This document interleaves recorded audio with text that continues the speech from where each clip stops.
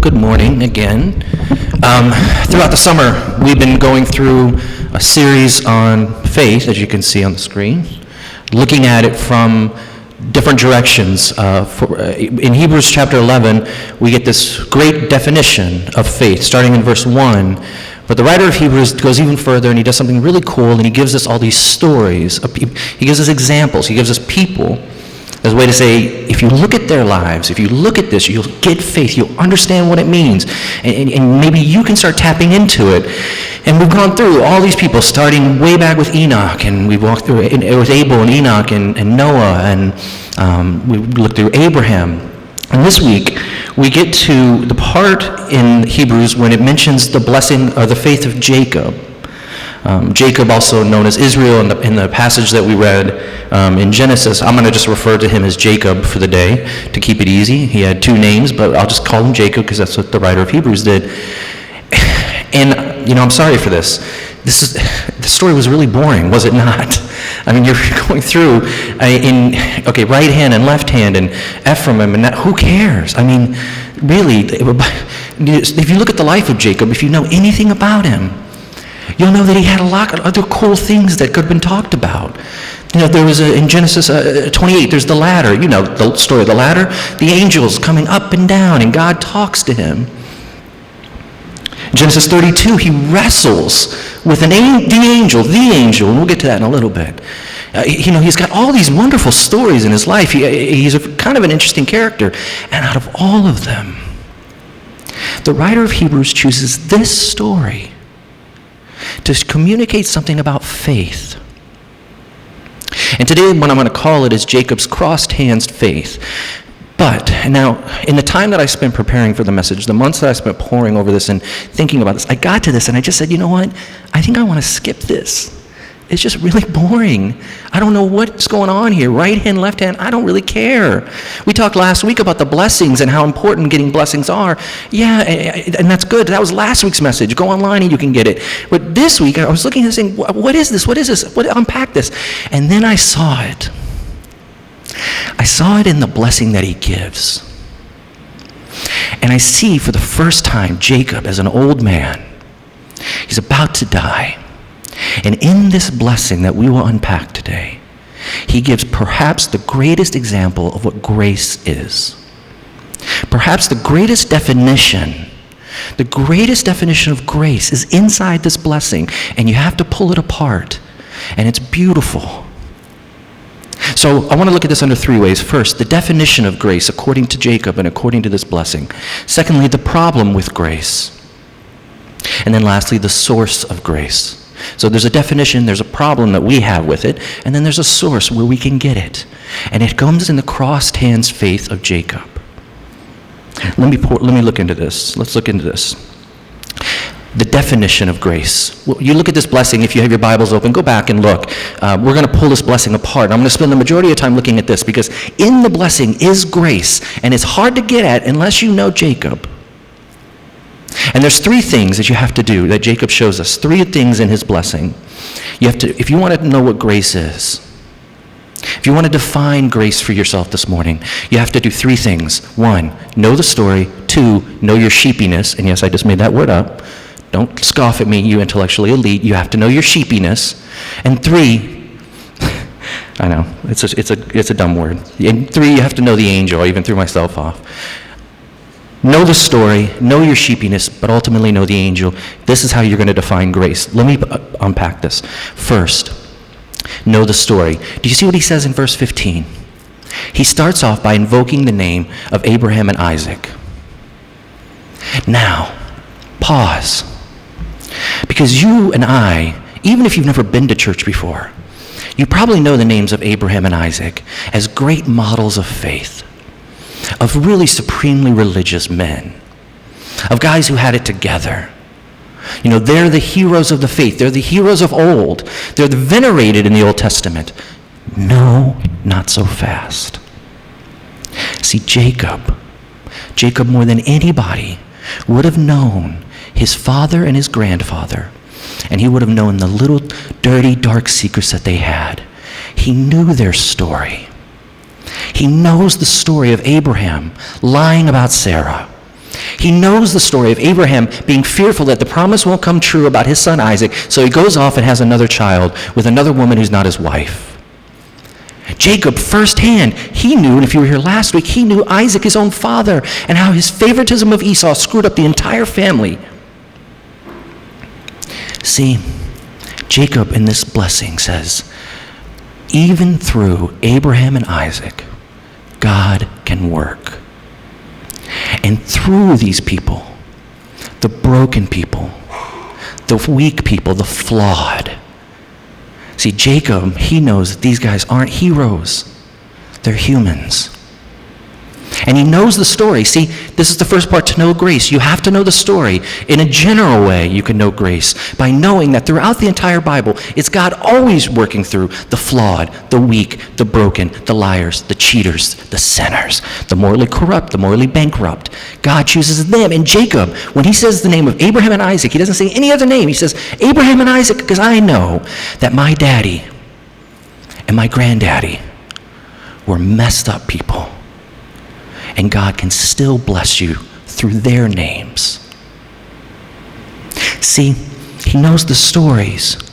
He knows it. Generally speaking, he starts to get grace in a general way. But then it gets even more beautiful. He knows his sheepiness. See, knowing the story, reading your Bible, praying, coming to church, you could read your Bible and know the stories of Abraham and Isaac, and you know generally, in a general way, that God's working through the flawed and the weak and the broken. But Jacob goes even further, one step, and he knows it personally. Do you look at the next line when he says, God has been my shepherd?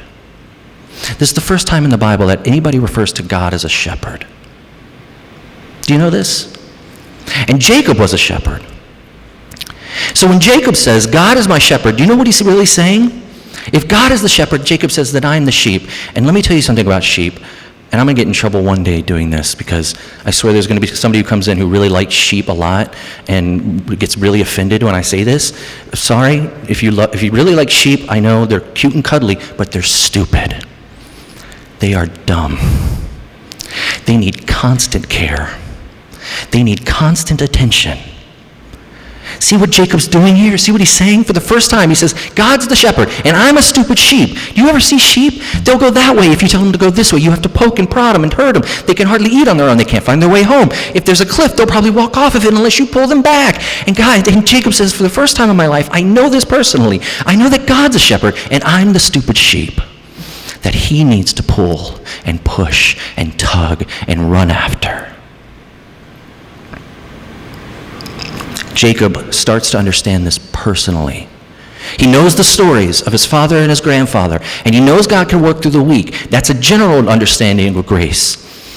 But a personal understanding of grace is when he starts to say, I know that he didn't just do it through them, he's doing it through me. I'm the stupid sheep. I'm the sheep that needs constant care and attention, and it's God who does it.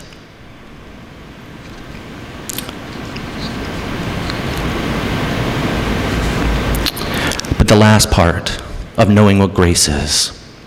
You have to know the stories generally. You have to know your own sheepiness and know that you're the stupid sheep, that God runs after, that God cares for. But Jacob goes even further, and he says this really fascinating line if you look at the blessing. And he says, the angel who has redeemed me. Now what's he talking about here? If you know your Bible, in Genesis 32, it says that Jacob wrestled with the angel. And it's not an angel, it's not a angel, it's not just any old Joe Schmo angel that comes down and wrestles with him. Because later in that passage, Jacob says, I've seen God face to face. Do you know what's happening here? Jacob says, I've wrestled with the angel, which is the synonym for God. And he says, now I know it because he's touched me. See, know the stories. It'll be a general understanding of grace. Know your sheepiness, and you'll start to be personal. Know that you will wrestle with him, and you'll start to have it experientially. And what's most interesting about the story of Jacob when he wrestles, and this is true grace, and this is how Jacob knows grace because he's experienced it. Do you remember that story? Recap. Brother Esau coming to kill him. He's scared. He sends all of his family across the river. He's weak. He has nobody around him. He's alone. And in the middle of the night, when he's scared, weak, and alone, And the sins of his past, because he cheated Esau, are coming back to haunt him. In that moment, he prays. And God does not look at Jacob and say, look at all the mistakes you've made. Fix them, then come to me. God says, no. When you are weakest, when you're alone, when everything in your past, all your mistakes and sins are coming back to haunt you, God says, what to Jacob? I come near to you. You see this? It's not the ladder. Remember Jacob's ladder. It's not God standing on high, issuing edicts to Jacob, saying everything's going to be okay. It'll be okay. He doesn't say that. He comes to him. He goes to Jacob. He says, when you're weakest, when you're alone, when you have no hope in the world, and when you're utterly broken, that's when I come to you.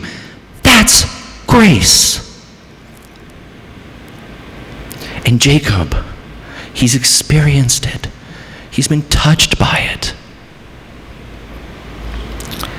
And he says, God was my shepherd all of my days. Do you know a little bit about Jacob's life? He was unloved by his father. He was driven away from his mother, never to see her again. He was manipulated by his father-in-law. He went into a massive depression when he thought his one son, Joseph, his favorite son, had died, and he went into a depression.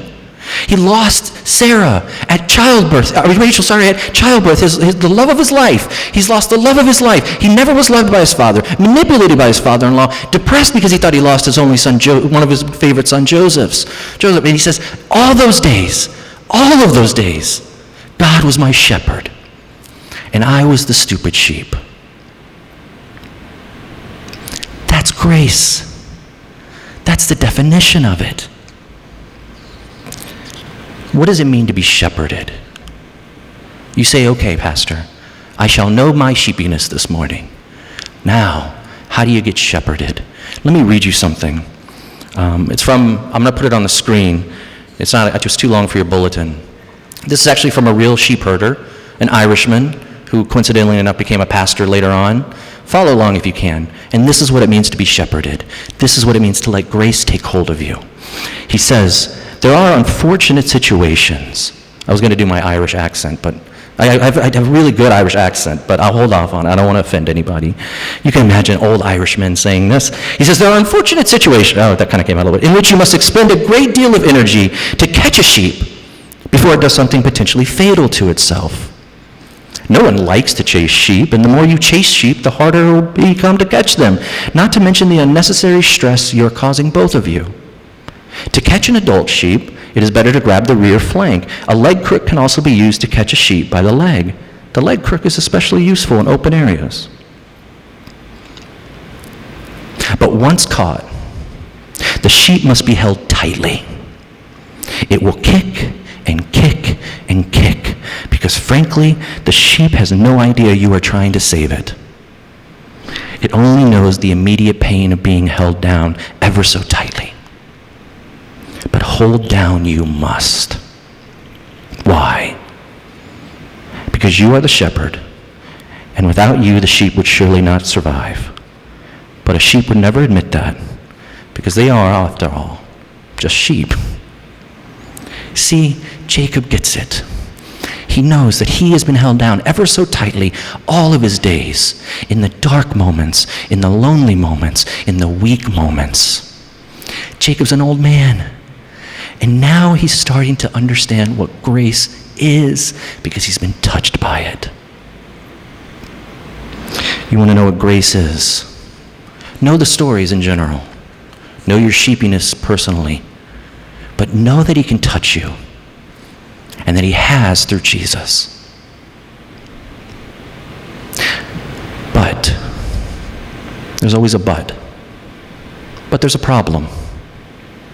You and I have big problems with grace. Now, what I want you to do is, we like to be interactive here at Soul Grace. So if you're sitting, which, well, you are, that's kind of obvious. I want you to take up your hands. Can you do this? Right hand, left hand? If you play along with me. That's good. Oh, great. 100% participation almost.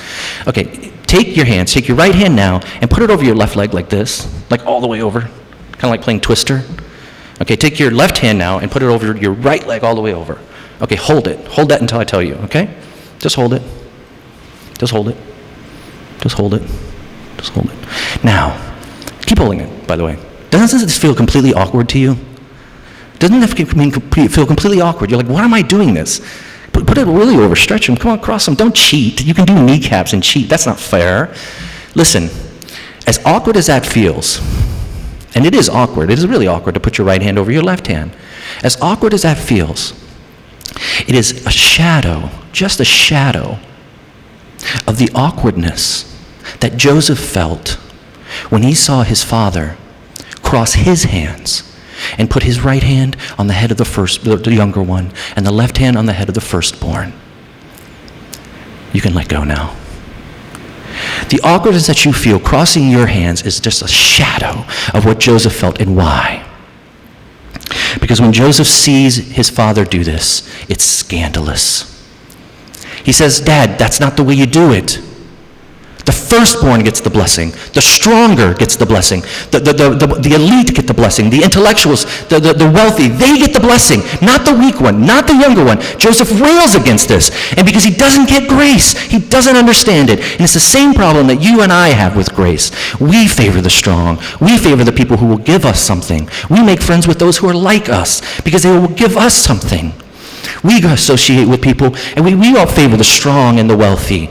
It's gone throughout entire human history, favoring strong, favoring men, favoring the wealthy, favoring the elite. And Joseph says, listen, that's the way it's supposed to go. That's the way of the world. And his father, Israel, Jacob, says, no, it's not.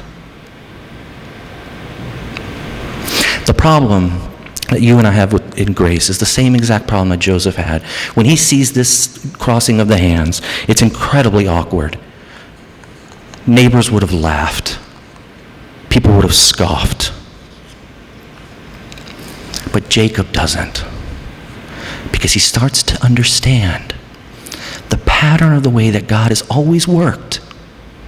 He starts to see that it's always God choosing the younger, the weaker, the unattractive. He says, Jacob would have remembered all the stories. Barren, old Sarah, God chooses her. Unattractive Leah, God chooses her. Little tiny prepubescent David, God chooses him. All the time, God says, you see through the lens of the world. And you value what you see in people. I value what I know of them. The weak over the strong, the orphans, the widows, the poor, the marginalized, the outsiders. God says, I take them in and I bring them in. And Jacob now starts to get it. And he's acting out his faith. He's crossing his hands to say, listen, I'm going to do this on faith that God will take the younger and make him the stronger. See, that's the definition of grace. That's the problem that we tend to have with grace. We tend to look at grace as it turns the world upside down, and that bothers us. It bothered Joseph, so it should bother you a little bit too. But there's a source for it. And Jacob only alludes to it. Jacob, like I said, this is the first time that he calls God a shepherd. He says, God is my shepherd, and I'm the dumb sheep. I'm the stupid one that he had to come and wrestle with, and wrestle for, and fight for. And Jacob gets it. When he uses the shepherd metaphor, he knows where grace is. He says, listen, when you realize that all your life you've been a sheep gone astray, you'll know that God has to do something to save you. Jacob says, I'm the dumb sheep.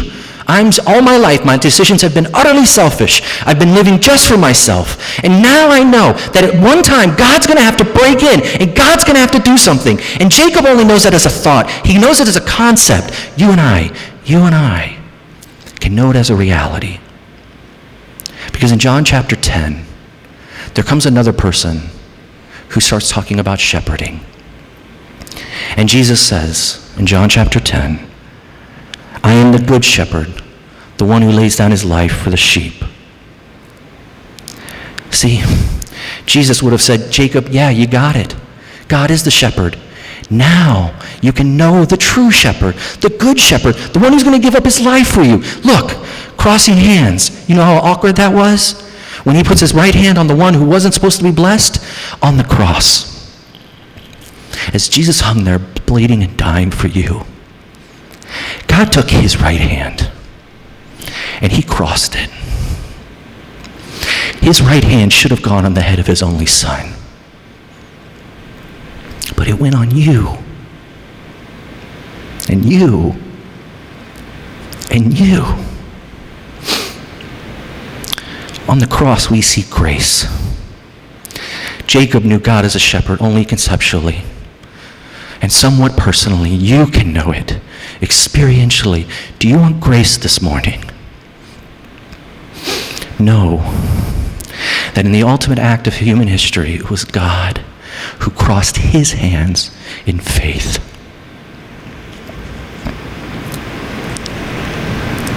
When Jesus says, I am the good shepherd, he says, don't you see? I'm the one who should get the blessing. I'm his only son. But he's going to give it up, and he's going to give it to you, and he's going to take it from me.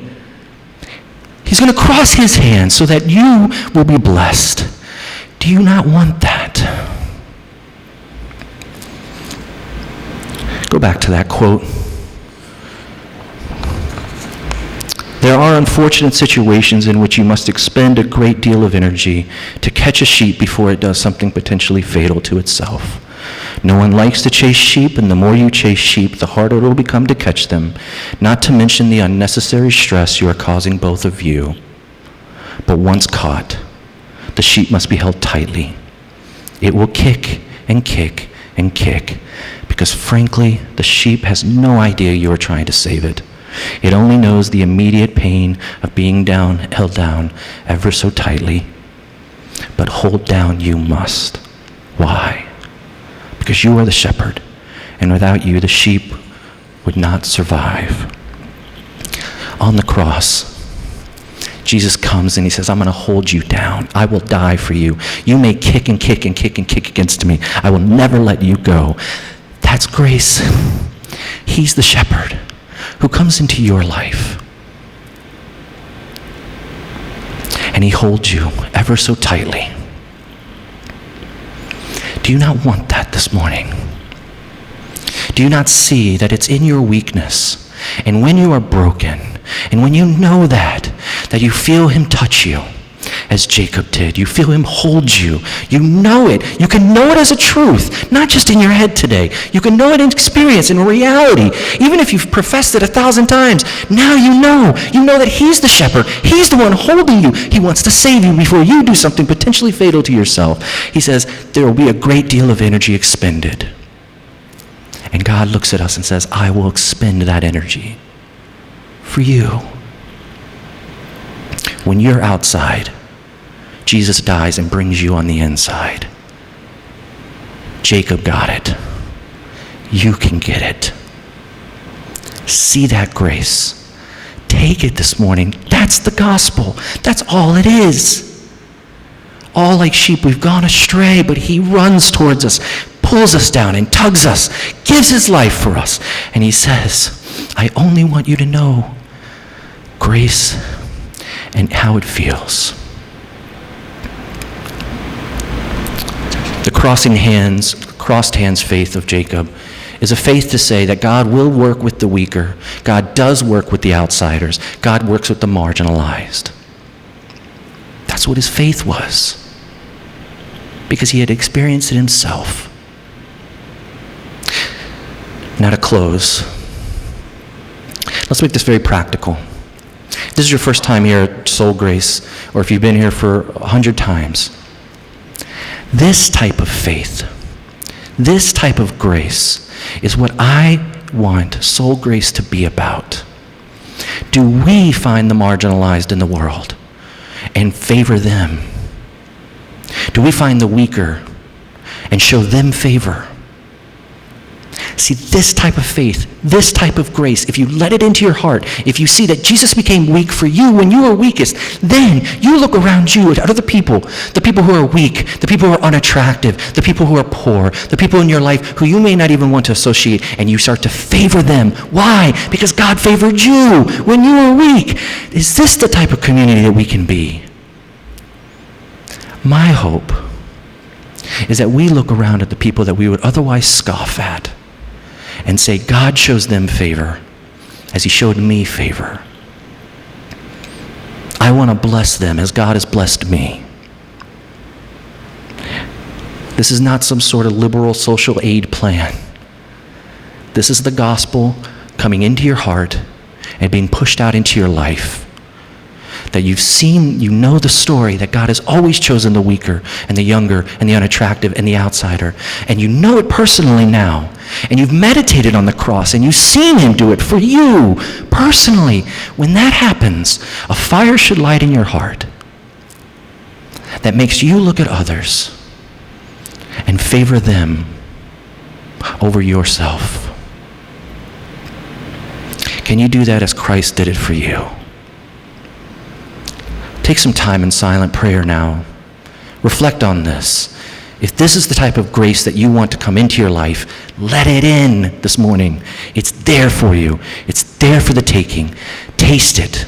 Sample it. Know it. Rest in it. Go in prayer now.